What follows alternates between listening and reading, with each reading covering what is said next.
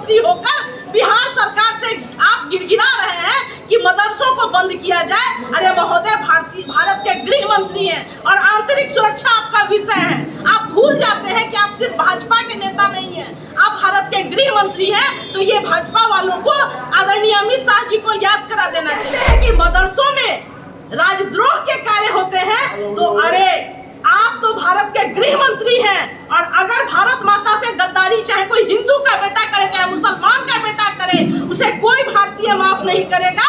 आप भारत के गृह मंत्री हैं, आप जाकर उन तमाम मदरसों हो या संस्कृत स्कूल हो, आप उन पर कार्रवाई करें, और जो भी भारतीय दंड विधान संहिता के अनुरूप उस पर कार्रवाई है, राजद्रोह का उन पर केस दर्ज हो और तत्काल प्रभाव से उन्हें बंद करिए। की बेटियों पे विश्व इतिहास का ये रिकॉर्ड है कि इतना बड़ा अत्याचार किसी भी सभ्य समाज में बेटियों पे नहीं हुआ था। सैनिक की पत्नी थी और उसे सरेआम उसे बेइज्जत किया गया, और 8 दिन अमित शाह जी मणिपुर रह के आते हैं, मगर चूंकि भाजपा की सरकार है वीरभद्र सिंह जी की, वहां उन्होंने कोई कार्रवाई नहीं की। हम धन्यवाद देते हैं सुप्रीम कोर्ट का, जिसने 83 दिन बाद संज्ञान लिया और उन अपराधियों पे केस दर्ज। अपने आप में दंभ का प्रतीक है। उन्होंने कहा कि वो भीख मांगता है। ये जानकारी होनी चाहिए कि केंद्र सरकार पर समान रूप से कश्मीर से लेके कन्याकुमारी और द्वारिका से लेके आसाम वालों तक का बराबरी का हक है। समता का जो कॉन्सेप्ट देखा था, जो सपना गांधी ने उसको धरातल पर जिसने उतारा है, वो नाम है नीतीश कुमार। भविष्य बनाया है और आपके भविष्य के बारे में जो सोचता है, आपके भविष्य को सिक्योर करता है। सेफ वह व्यक्ति है जिसने मैट्रिक की परीक्षा से अंग्रेजी की अनिवार्यता को हटाया। को आकर के कर्पूरी चर्चा क्यों करना पड़ा इस पावन धरती पे बाबा महेंद्रनाथ के? देखा जाए, आज की जो कर्पूरी चर्चा है वो गांधी, लोहिया, जेपी और कर्पूरी की परंपरा को आदरणीय नीतीश कुमार जी ने धरातल तक उतारा है। और आगामी 24 जनवरी को उन्हीं कर्पूरी ठाकुर जी की 100वीं जयंती है, जो बिहार की ऐतिहासिक राजधानी पाटलिपुत्र में मनाई जानी है। तो एक तो मेरा सबसे पहले तमाम जो दरौदा विधानसभा के हमारे महत्वपूर्ण नेतागण, साथीगण हैं और यहाँ की जनता, उनको ये न्योता हमारी तरफ से था।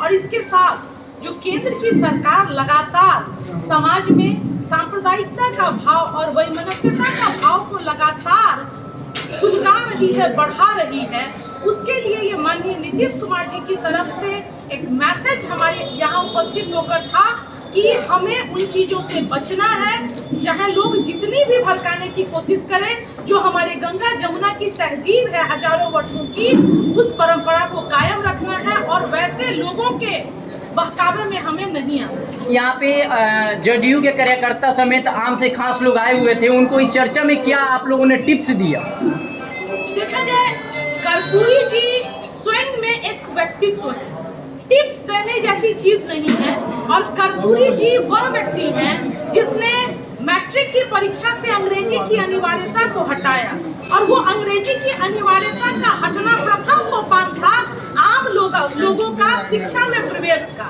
और आज अगर आप देखते हैं कि यहाँ कुछ सीनियर टीचर हैं, कुछ सीनियर इंजीनियर्स हैं, तो ये उस 65-66 के जिसको कहा जाता था कर्पूरी डिवीजन, उस कर्पूरी डिवीजन के बाद की उपज है, जहाँ से शिक्षा के क्षेत्र में लोगों का प्रवेश हुआ बड़े पैमाने पे। वरना लोग पढ़ाई करते थे, मगर 10th में जाके, चूंकि अंग्रेजी हमारी भाषा नहीं थी, और वहीं पे शिक्षा दीक्षा पे ब्रेक लग जाता था।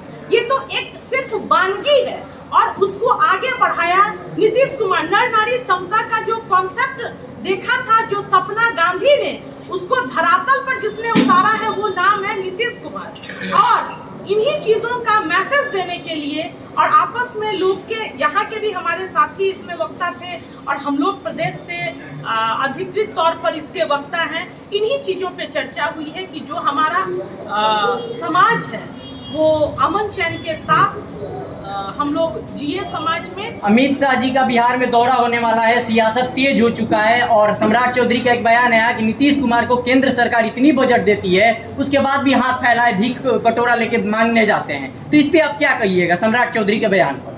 देखिए, सम्राट चौधरी जी का ये बयान जो आपने पत्रकार महोदय कहा, ये बयान ही अपने आप में दंभ का प्रतीक है। उन्होंने कहा कि वो भीख मांगता है। ये जानकारी होनी चाहिए कि केंद्र सरकार पर समान रूप से कश्मीर से लेके कन्याकुमारी और द्वारिका से लेके आसाम वालों तक का बराबरी का हक है। और कोई भी सरकार, वो भाजपा संगठन के लोग हैं, केंद्र में जो सरकार है उसके तरफ से आवंटन प्रत्येक राज्य को होता है और उसी के तहत आवंटित हिस्से की हम मांग करते हैं। और पहले तो जवाब दे सम्राट चौधरी जी कि सम्राट चौधरी जी के प्रधानमंत्री आए थे गांधी मैदान और बोल के गए थे कि हमारी अगर सरकार बनेगी तो हम बिहार को विशेष राज्य का दर्जा देंगे। बगल में मुजफ्फरपुर है, पताही का नागरिक उड्डयन हवाई अड्डा 2020 में नरेंद्र मोदी जी घोषणा करके गए थे कि यहाँ 4 साल के अंदर हवाई अड्डा की शुरुआत होगी। अभी 5 अक्टूबर को भारत के सहकारिता सह तथाकथित गृह मंत्री आते हैं बिहार और कह के जाते हैं, उसी पताही हवाई अड्डे पे जाके वो करते हैं। उनको शर्म नहीं आई कि जो भारत का प्रधानमंत्री है महोदय वह व्यक्ति, और उसने घोषणा किया था कि पताही से आम लोग उड़ान भरेंगे बाहर के लिए, मगर उस हवाई अड्डा पे एक ईंटा नहीं लग सका। अगर आपने अमित शाह जी की चर्चा की है तो इसको भी पूरा कर लें।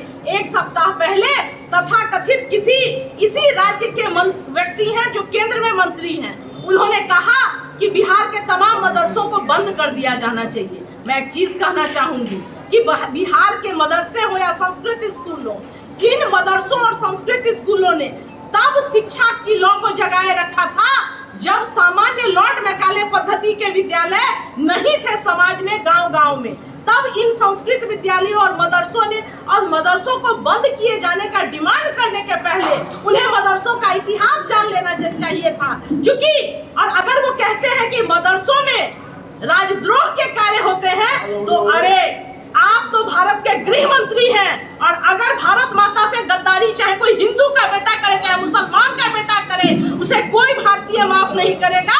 आप भारत के गृह मंत्री हैं, आप जाकर उन तमाम मदरसों हो या संस्कृत स्कूल हो, आप उन पर कार्रवाई करें, और जो भी भारतीय दंड विधान संहिता के अनुरूप उस पर कार्रवाई है, राजद्रोह का उन पर केस दर्ज हो और तत्काल प्रभाव से उन्हें बंद कीजिए। आप भारत के गृह मंत्री होकर बिहार सरकार से आप गिड़गिड़ा रहे हैं कि मदरसों को बंद किया जाए। अरे महोदय, भारत के गृह मंत्री हैं और आंतरिक सुरक्षा आपका विषय है। आप भूल जाते हैं कि आप सिर्फ भाजपा के नेता नहीं हैं, आप भारत के गृह मंत्री हैं। तो ये भाजपा वालों को आदरणीय अमित शाह जी को याद करा देना चाहिए। अमित शाह जी के दौरे से 2 पार्टियां महागठबंधन की जो बनी है आप लोग की इंडिया अलायंस, उसमें से हेमंत सोरेन जो झारखंड के मुख्यमंत्री हैं, बंगाल की मुख्यमंत्री है ममता बनर्जी जी, इन लोगों ने इसे अमित शाह जी के दौरे से दूरी बना लिया है। तो आप इस पे क्या कहिएगा इंडिया गठबंधन से? मैं देखा जाए, मुझे जितनी जानकारी है कि आज पूर्वोत्तर राज्य परिषद की एक बैठक में शामिल होने के लिए जो प्रोटोकॉल है उसके अनुरूप आदरणीय अमित शाह जी आ रहे हैं बिहार, और उसके चूंकि अध्यक्षता भी करनी है अमित शाह जी को। बाकी आदरणीय ममता बनर्जी जी ने क्यों, भारत के गृह मंत्री हैं महोदय, सिर्फ वो भाजपा के नेता नहीं है, और झारखंड के मुख्यमंत्री हेमंत सोरेन जी ने भारत के गृह मंत्री द्वारा बुलाए गए बैठक में जाने से इनकार क्यों कर दिया? अब इनका उत्तर तो ममता बनर्जी जी या हेमंत सोरेन जी दे सकती हैं, हम लोग जदयू वाले तो दे नहीं। चलिए नीचे। आपके द्वारा देश के प्रधानमंत्री को डायरेक्ट चैलेंज दिया गया कि देश के प्रधानमंत्री पूरे देश के जातीय जनगणना कराकर और आर्थिक गणना कराकर देश का रिपोर्ट पेश करे कि देश में कितनी गरीबी है, क्योंकि बिहार के मुख्यमंत्री श्री नीतीश कुमार जी ने बिहार का रिपोर्ट पेश किया जातीय गणना कराकर आर्थिक गणना कराकर कि बिहार में 34% गरीबी रेखा है। तो देश में आप डायरेक्ट प्रधानमंत्री को चैलेंज किए, क्या कहिएगा इस पे? मैंने तो ओपन चैलेंज ओपन मंच से किया, और चूंकि इसलिए बोलना पड़ता है भारत के युवाओं को, चूंकि हम बेटियों का सवाल तो और भारी है भारत के प्रधानमंत्री से। जब आपने पत्रकार महोदय छेड़ा है तो अब सुन लीजिए, ये भारत का वो गृह मंत्री और प्रधानमंत्री है कि मणिपुर की बेटियों पे विश्व इतिहास का ये रिकॉर्ड है कि इतना बड़ा अत्याचार किसी भी सभ्य समाज में बेटियों पे नहीं हुआ था। सैनिक की पत्नी थी और उसे सरेआम उसे बेइज्जत किया गया, और 8 दिन अमित शाह जी मणिपुर रह के आते हैं, मगर चूंकि भाजपा की सरकार है वीरभद्र सिंह जी की, वहां उन्होंने कोई कार्रवाई नहीं की।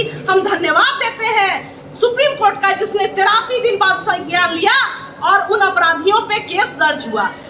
नरेंद्र मोदी जी कम से कम बेटियों के मामले में, चाहे वो स्वर्ण पदक विजेता बेटियों का मामला हो, जंतर मंतर का, या फिर मणिपुर की बेटियों का, अमित शाह जी और नरेंद्र मोदी जी का तो कोई हक नहीं बनता है कि वो इन मुद्दों पे कम से कम बात कर सके, क्योंकि ऐसे भी हमारे भारतीय समाज में परंपरा रही है कि बेटी सबकी होती है। और तब भारत की बेटियां जब अपमानित हो रही थी, मात्र 7 रेस कोर्स से ½ किलोमीटर पे जंतर मंतर है, मगर भारत के गृह मंत्री और प्रधानमंत्री के कान में आवाज नहीं गई, इतना सत्ता के मद में वो चूड़ है। और एक और चीज, चूंकि आप लोकतंत्र का चौथा खंभा आपको भारतीय संविधान में कहा गया है, मैं आग्रह करती हूं आप पत्रकार बंधुओं से कि मत डरिए केंद्र की सरकार से।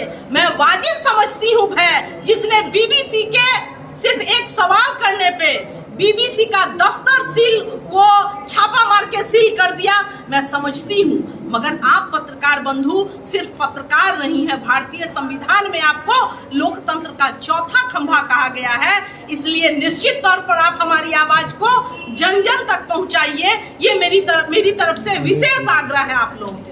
का दर्जा महागठबंधन में ही जाने के बाद इतना तेजी से क्यों उठाया जाता है, जबकि बीजेपी सरकार में रहते हुए इतना तेजी से ये मुद्दा नहीं उठाया गया था? बीजेपी सरकार में रहते हुए, उनके साथ गठबंधन रहते हुए आपने सुना होगा कि यही सिवान की सांसद लोकसभा में उठाई थी कि हमें विशेष राज्य का दर्जा चाहिए।